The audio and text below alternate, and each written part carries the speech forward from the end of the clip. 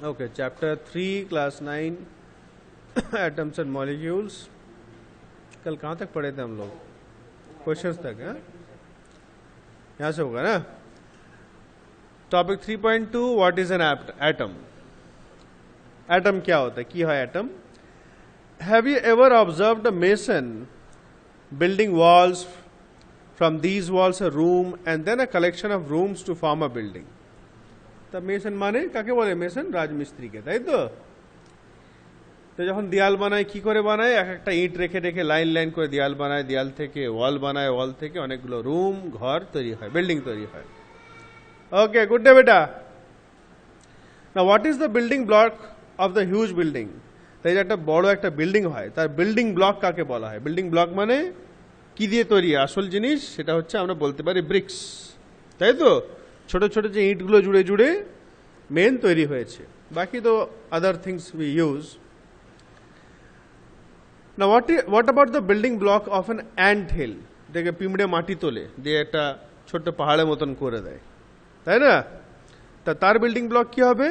It is a small grain of sand, যেগুলো ওরা মাটি বা মাটির টুকরো বা বালির টুকরোগুলো যেগুলো মাটির ভিতর থেকে বার করে, সেগুলোই হচ্ছে ওই অ্যান্ট হিলে building block. Similarly the building blocks of all matter আর অ্যাটমস। যা কিছু আমরা দেখি, ওয়েদার সলিড, লিকুইড আর gas, whatever three states of matter আর যাই দেখি আমরা, সব কিন্তু অ্যাটম দিয়ে তৈরি। কি দিয়ে তৈরি? অ্যাটমস। না, how big are atoms? Atoms কত বড় হয়?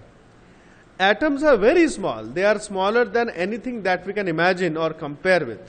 মানে আমরা ভাবতেও পারবো না যে কত ছোট, মানে কারোর সঙ্গে আমরা কম্পেয়ার করতে পারবো যে এই দেখ এর মতন ছোট, বলতেই পারবো না। আমরা বলতে পারি তরমুজ, এই ফুটবলের মতন একটা তরমুজ আমরা বলতে পারি, কিন্তু অ্যাটমটা এতই ছোট, মানে এত ছোট জিনিস আমরা দেখি নেই যে আমরা বলবো যে ভাই এর মতন ছোট হচ্ছে অ্যাটম। সো ইটস ভেরি, বলতে পারি ইম্পসিবল টু কম্পেয়ার। বলছে more than millions of atoms when stacked would make a layer barely as thick as this sheet of paper। বলছে মিলিয়ন্স অফ অ্যাটমস যখন আমরা এক পরে এক স্ট্যাক মানে সাজিয়ে দেবো, এক কি উপরে রাখেঙ্গে, তাহলে মিলিয়ন্স অফ অ্যাটমস মিলে একটা কাগজের যে থিকনেস, একটা পেপার যতটা মোটা ততটা হবে মিলিয়ন্স অফ অ্যাটমস রাখলে। ততটাও মানে খুব মুশকিল থেকে, বেয়ারলি মানে খুব মুশকিল থেকে ততটা আমরা দেখতে পারবো। মিলিয়ন্স অফ অ্যাটম যদি রাখি, তাহলে ভাবতে পারছিস কত ছোট, তাই না? এই যে থিকনেসটা পেপারে দেখছি, এই থিকনেসটা মিলিয়ন্স অফ অ্যাটমস রাখলে হবে।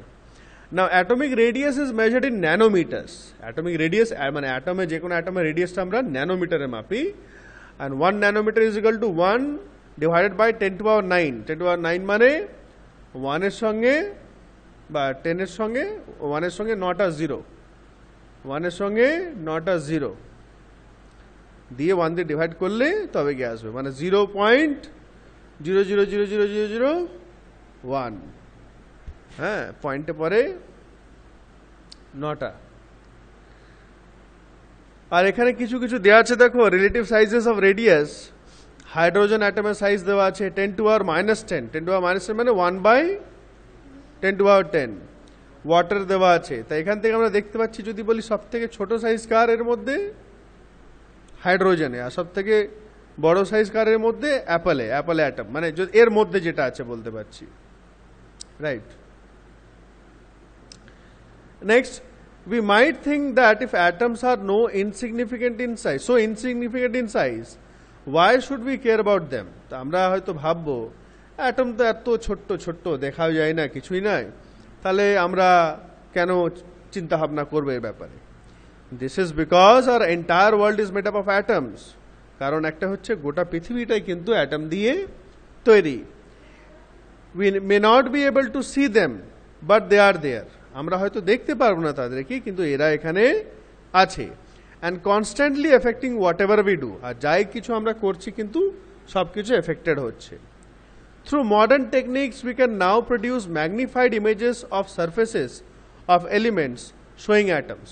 তা ম্যাগনিফাই করে থ্রু ভেরিয়াস পাওয়ারফুল মাইক্রোস্কোপস আমরা অ্যাটমসের সারফেসটাকে আমরা বড় করে দেখতে পাই। যেমন এখানে একটা দিয়েছে an image of the surface of silicon, তার উপরে সারফেসটা বড় করে দেখিয়েছে এইরকম।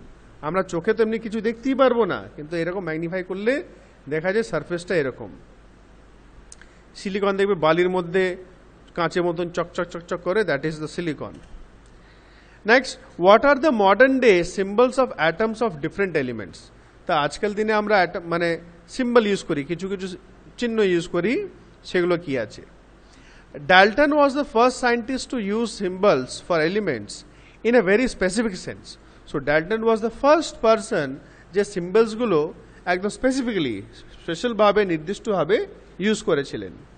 When he used a symbol for an element, he also meant a definite quantity of that element. তো যখন উনি ইউজ করতেন সিম্বলটা, একটা সিম্বল মানে কতটা আছে সে অ্যাটমটা বা কতটা নেওয়া হয়েছে সেটাও কিন্তু বোঝানো যেত। That is one atom of that element, তার মানে হচ্ছে তারই একটা একটা করে অ্যাটম নিচ্ছে সেটা বোঝা যেত। আর বার্জিলিয়াস suggested that the symbols of elements be made from one or more letters of the name of the element. তো বার্জিলিয়াস বলে একজন ফিলসফার বা কেমিস্ট বলতে পারি, উনি কি সাজেস্ট করেছিলেন, সাজেশন দিয়েছিলেন যে সিম্বলগুলো আমরা তাদেরই নামের একটা বা দুটো লেটার্স থেকে আমরা রাখি, তাহলে ভালো হবে। আর সেটাই আমরা এখন মডার্ন ডে সায়েন্সে কিন্তু পড়ি, যেমনি অক্সিজেন ও দিয়ে করি, হ্যাঁ, সোডিয়াম এনএ দিয়ে করি। এখানে এগুলো যদি মুখস্থ করা দরকার, দিস আর ওল্ড। এই যে হাইড্রোজেন, কার্বনটা কি শেডেড আছে, অক্সিজেনটা শেডেড নেই, সাদা।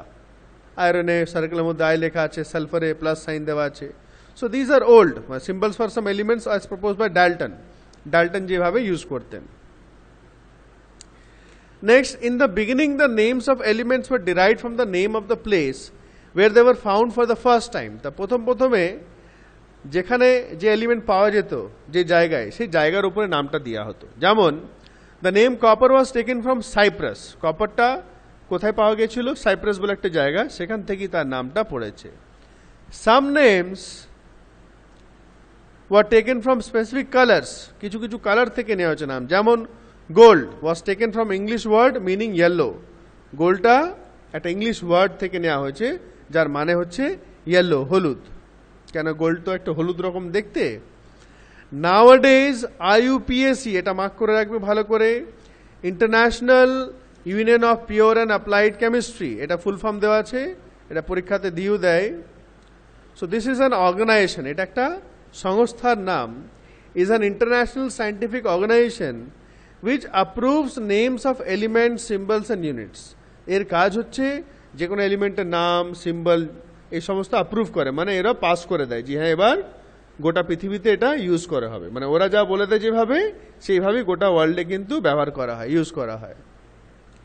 Many of the symbols are the first one or two letters of the element's name. তুই পড়া, আমি বলছি। So this IUPAC, ये जो ऑर्गेनाइजेशन, এই সংস্থাটা সব নাম-টাম সিম্বলগুলো অ্যাপ্রুভ করে। আচ্ছা, many of the symbols are the first one or two letters of the element's name in English. তো অনেকগুলো, বেশিরভাগই এলিমেন্টসের নামগুলো ফার্স্ট লেটার বা দুটো লেটার দিয়ে তৈরি। The first letter of a symbol is always written as a capital letter. First লেটারটা সবসময় ক্যাপিটাল লেটার লেখা হয়, যেটাকে আমরা আপার কেস বলি, আর সেকেন্ড লেটারকে স্মল লেটার, যেটাকে আমরা লোয়ার কেস বলি। যেমন hydrogen H capital, aluminium AL, A capital L small, cobalt CO, C capital O small, দুটোই ক্যাপিটাল লেখা হয় না। Symbols of some elements are formed from the first letter of the same name and a letter. কিছু কিছু ওই first letter থেকেই হয়ে যায়।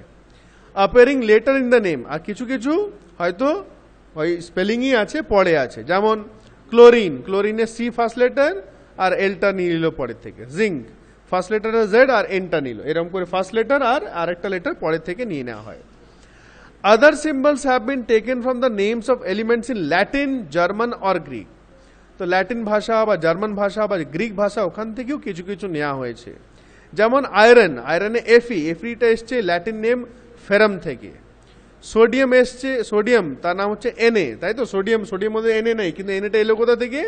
তার নাম হচ্ছে নাট্রিয়ামটা মোস্ট প্রবলি এটা জার্মান নাম, মোস্ট প্রবলি নাট্রিয়াম থেকে Na এসছে। পটাশিয়াম হচ্ছে K, এটা এসছে ক্যালিয়াম থেকে, right? So these are foreign words, যেখান থেকে নামগুলো, সিম্বলগুলো এসছে। Therefore each element has a name and a unique chemical symbol. প্রত্যেকটা এলিমেন্টে আলাদা করে নাম আছে আর সিম্বল আছে। সিম্বল মানে এই যে শর্ট ফর্মটা বলছি আমরা। তো নিচে একটা টেবিল দেওয়া আছে, এটা একটু মেমোরাইজ করে নিতে হবে। একটু পড়ে নিতে হবে, ঠিক করে লিখে রাখো লার্ন বলে। এগুলো ইম্পর্টেন্ট, কমন আরও আছে, এগুলো ভেরি কমন, কাজে লাগবে। নেক্সট কি বলছে, আচ্ছা আর কিছু নাই, এটাই আছে, এরপরে তো এটা আলাদা টপিক আছে। ঠিক আছে, will keep it till here only.